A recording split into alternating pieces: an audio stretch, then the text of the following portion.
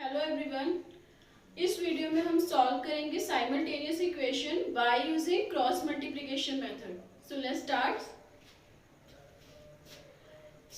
Cross multiplication से solve करने के लिए हमने सबसे पहले साइमल्टेनियस इक्वेशंस को, ये जो दो इक्वेशंस हमें दी हुई है, इसे हम स्टैंडर्ड फॉर्म में लिखेंगे। और standard form of linear equation क्या है हमारे पास? ax plus B Y plus C is equal to 0। तो पहले हम इक्वेशन को इस फॉर्म में लिखेंगे। मेरे पास ऑलरेडी फर्स्ट इक्वेशन इस फॉर्म में है 5x plus 4y plus 14 is equal to 0, और इसे भी लिखेंगे 3x plus 4y is equal to 10 plus 10 is equal to 0। तो ये दोनों इक्वेशंस मेरे पास इस फॉर्म में आ गई है। अब हम इसके पहले जो भी कोफिशिएंट्स हैं इन्हें लिखेंगे। तो उससे पहले हम यहाँ पे x, y और कांस्टेंट टर्म के लिए 1 लिख लेते हैं। अब यहाँ पे आपने क्या करना है, क्रॉस मल्टीप्लिकेशन है। जब आपने x के नीचे सॉल्व करना है तो आपने x के कोफिशिएंट्स को छोड़ के इन दोनों को क्रॉस मल्टीप्लाई करना है। Means 4, 4, 14 and 10। तो इन दोनों को आपने क्रॉस मल्टीप्लाई करना है। 4 से आप मल्टीप्लाई करेंगे 10 को तो आपके पास आएगा 40। जब आप 14 को 4 से मल्टीप्लाई करेंगे तो आपके पास आएगा 56। बट आपने याद रखना है, ये हम up side to down side आ रहे हैं और ये अपोजिट डायरेक्शन में जा रहा है, तो इसके लिए जो साइन होगा वो यहाँ पे नेगेटिव होगा, तो -56। अब जब आपने y को सॉल्व करना है तो y को सॉल्व करने के लिए आपने y के कोफिशिएंट्स को नहीं यहाँ पे मतलब y के कोफिशिएंट को यूज नहीं करना। यहाँ पे आप ये कांस्टेंट वैल्यू जो लिखी हुई है और आप x के कोफिशिएंट्स को लोगे और इन्हें क्रॉस मल्टीप्लाई करोगे। तो 14 इंटू 3 42।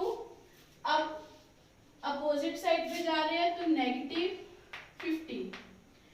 अब नेक्स्ट कांस्टेंट। जब आपके पास ये कांस्टेंट टर्म है तो ये आपने कांस्टेंट के कोफिशिएंट्स नहीं लेने, ये कांस्टेंट दोनों नंबर्स नहीं लोगे, आप इनको और इसको मल्टीप्लाई करोगे। तो किसके साथ मल्टीप्लाई करेंगे? 4 एंड 4 20 -12। सो इस तरह आपने उसको सॉल्व करना है। आफ्टर दैट सॉल्व करने पे ही हमें यहाँ पे मिलेगा xy -16 is equal to y -8 is equal to 1/8। अब xy की वैल्यू फाइंड करने के लिए एक बार x को कांस्टेंट के इक्वल रखेंगे और एक बार y को। -8 is equal to 1/8। So 8 1/8 -2 cross multiply किया, x की वैल्यू -2। y अगर 8 को 8 से कैंसिल कर दे तो -y क्रॉस मल्टीप्लाई किया तो y की वैल्यू -1। तो ये आपके पास क्रॉस मल्टीप्लिकेशन मेथड। इसे आप इस तरह याद रखना कि जब हमने x के नीचे इसको सॉल्व करना है तो हमने x के कोफिशिएंट्स नहीं लेने, इन दोनों को मल्टीप्लाई करना है। जब हमने y के कोफिशिएंट लेने हैं तो हमने जो कांस्टेंट टर्म है उसको x के कोफिशिएंट से क्रॉस मल्टीप्लाई करना है।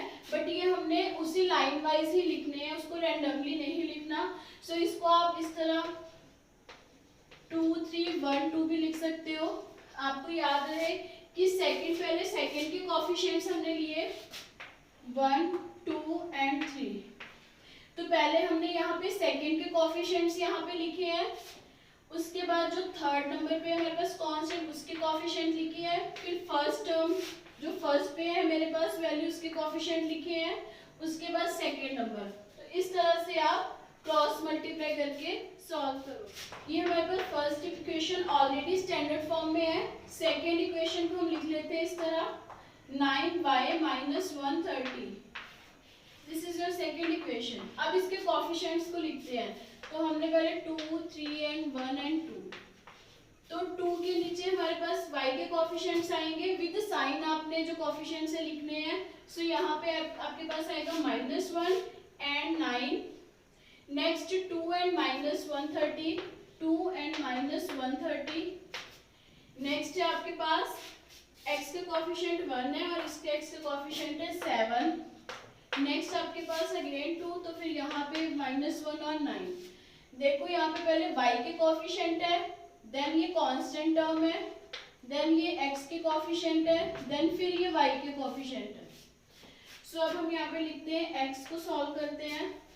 +130 -18 is equal to y 14 minus, जब इसको सॉल्व करेंगे -130 तो यहाँ पे बन जाएगा +130 इज इक्वल टू 1, देन 9 + 7, 9 + 7। अब इसको सॉल्व करने पे आपको मिलेगा x is equal to 18 minus किया तो यहाँ पे मिला 112, y is equal to 144 is equal to 1/16। अब एक बार इसको x को कोफिशिएंट को कांस्टेंट x को कांस्टेंट वैल्यू के इक्वल रखेंगे 1/16, तो ये आया आपके पास x की वैल्यू 7। अब एक बार y को इक्वल रखेंगे कांस्टेंट के equal, so y/144 is equal to 1/16। तो 6 सॉल्व करते हैं नेक्स्ट क्वेश्चन। सो ये दोनों इक्वेशंस आपको ऑलरेडी स्टैंडर्ड फॉर्म में गिवन है। कोफिशिएंट लिखते हैं तो हम पहले x से स्टार्ट करेंगे, x ओवर, तो यहाँ पे पहले कोफिशिएंट लिख लो -3 7 -11 -5 4 6 -3 एंड 7। क्रॉस मल्टीप्लाई किया 15, इसको क्रॉस मल्टीप्लाई करेंगे तो मेरे पास आएगा माइनस, बट माइनस से 77, तो ये बन जाएगा आपके पास 15 + 77 is equal to y। So y को सॉल्व करने के लिए -66, देन माइनस माइनस प्लस, तो प्लस के 20 is equal to 1/28 and minus minus से 3, सो +18। जब x 15 + 77 करेंगे तो हमें मिला 92 is equal to y/46 -46 is equal to 1/46। अब x को एक बार हम कांस्टेंट वैल्यू के इक्वल रखेंगे 92 इज इक्वल टू 146, तो ये आपके पास वैल्यू आई 2, x इज इक्वल टू 2। इस क्वेश्चन को सॉल्व करते हैं तो यहाँ पे हमारे पास y के कोफिशिएंट है 7 2, कांस्टेंट है -11 -13, then 6 and 5 7 and 2। So cross multiply किया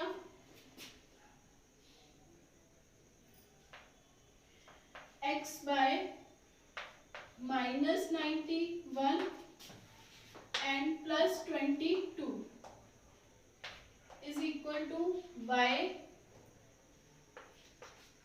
-55 +78 is equal to 12। 1/12 माइनस करने पे हमें मिलेगा -69 is equal to y/23 is equal to 1/-23। अब एक बार इस कोफिशिएंट इस कांस्टेंट टर्म को इक्वल रखेंगे x के बाय 1/-23, सो 3 x की वैल्यू आई आपके पास 3। नेक्स्ट हम y को इक्वल रखेंगे y/23 is equal to 1/-23, so -1, then आपके पास y की वैल्यू आएगी -1।